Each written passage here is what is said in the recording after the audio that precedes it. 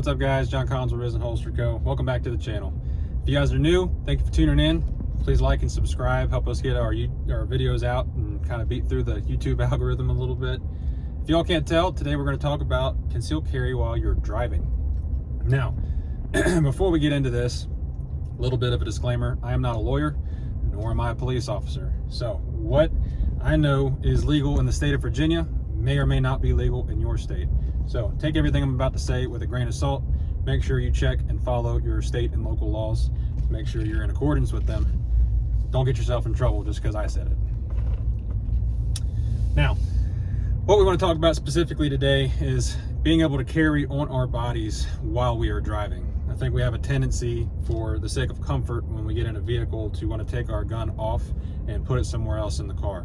And while that is obviously going to be more comfortable, we're not carrying it, I think we run into far more issues doing that than what we would if we were to just go ahead and carry it and find a comfortable way to do that.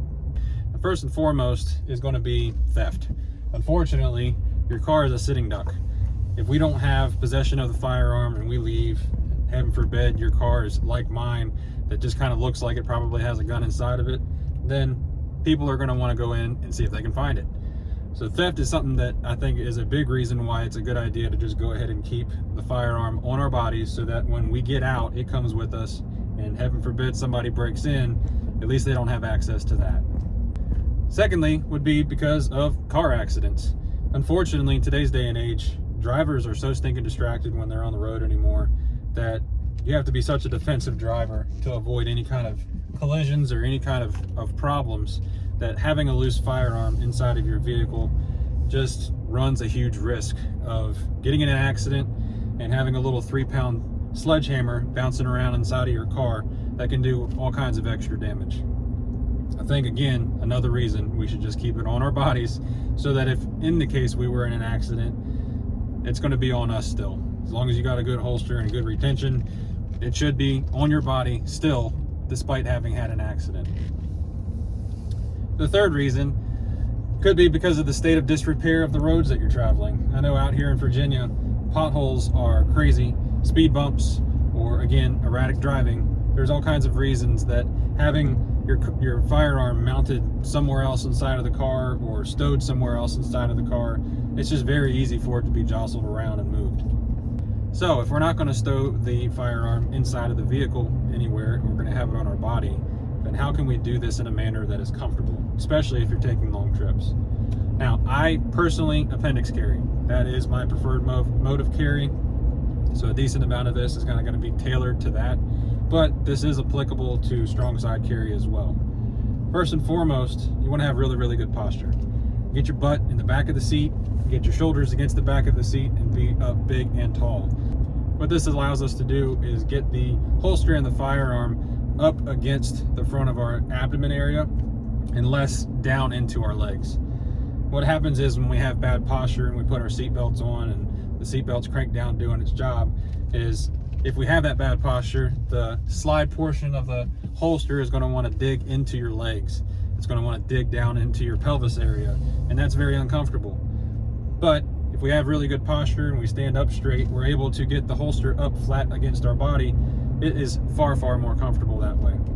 Now, one of the best ways to do this is getting yourself a good belt. Something like the Core Essentials belts or the Next belts, or some of those that have that ratcheting system. Those are really nice when you're carrying in a vehicle, because it allows you to loosen that belt up really quick on the fly as you're getting in, and give your waistline that little bit of extra room that it needs, so that you can manipulate that holster up against your body. And then when you go to get out and walk around to do whatever you're doing, you're able to quickly cinch it back together real fast. Now, if you're carrying strong side, this is going to be similar as well. Again, upright posture, get your butt back in the seat, and that's going to allow for that holster to get up right against the side of your body and not be canted and trying to push in.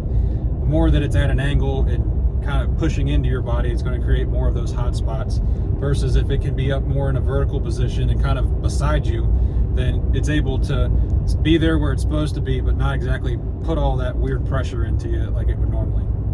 Now, this is going to look different person to person. I understand me saying this is not exactly showing it, putting it into practice. I will roll a little bit of B-roll so you can kind of see what I'm talking about in that position of having it up tighter. But this is going to be something that you're going to have to trial a little bit just to see what exactly works for you.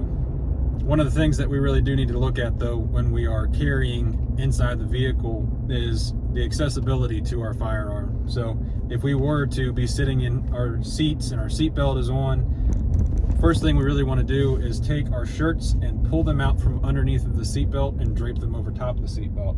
The reason that we do this is that, heaven forbid, we needed access to that firearm.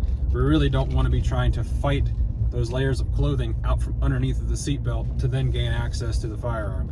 If it's draped over the front of the seatbelt, then it's simple as just lifting and the firearm is right there. Now, the last little tip, and again, no lawyer, no police officer, speaking from personal experience here, still take it with a grain of salt. But if I can give one more tip in concealed carry while driving, it is how to handle traffic stops or getting pulled over by a police officer for whatever reason that might be. A few times that I have gotten pulled over and I have been carrying, I can tell from experience that it is very important to just go ahead and tell them up front that you have a firearm on you and that you are concealed carrying. If for some reason they go back and they go to run your license and registration and it comes up that they happen to see that you have a concealed carry permit in the state that you live in, that's going to raise a bunch of red flags. I have not had personal experience, but I've had a family member who had this exact thing happen. He did not announce when he was pulled over, and when the officer came back, she had her firearm drawn and she was in a very alarmed and alert state, worried about where his firearm was.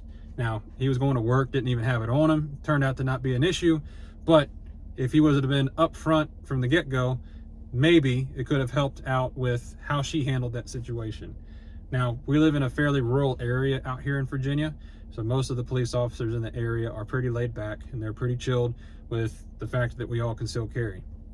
So just letting them know ahead of time, saying, hey, just want to let you know I have a concealed carry permit. I am currently carrying right now in the appendix position. Just want to let you know, keep the hands up on the steering wheel and away from your waistline. Don't give them any reason to be alarmed. And most of the time they're going to be cool with you. Just want to make sure that you give them all the information that you can give them to help them do their jobs better and not withhold information that may be alarming to them. What's up, guys? So I'm sitting here trying to edit this video and get it ready for YouTube, and I realized that I completely forgot to shoot the outro portion to it. Don't know what I was thinking yesterday. Must have been trying to get all the B-roll footage and all those extra shots, and then this part just skipped my mind. So here it is. Thank you for all of you that have tuned in and have watched this video, especially for those of you that have lasted this long and can see the end where I have now screwed up. But I immensely appreciate all of you guys that are supporting the channel, that are watching the channel, watching all of our content. Thank you so much. If you haven't subscribed already, please do so. It does help us get through all of the YouTube algorithm, get more of our content out to you guys. It's really helpful because we're a small channel and we are trying to grow, and every little bit helps. But if you have any questions about anything that we talked about today, any comments or anything like that, please feel free to jump down in that comment section below.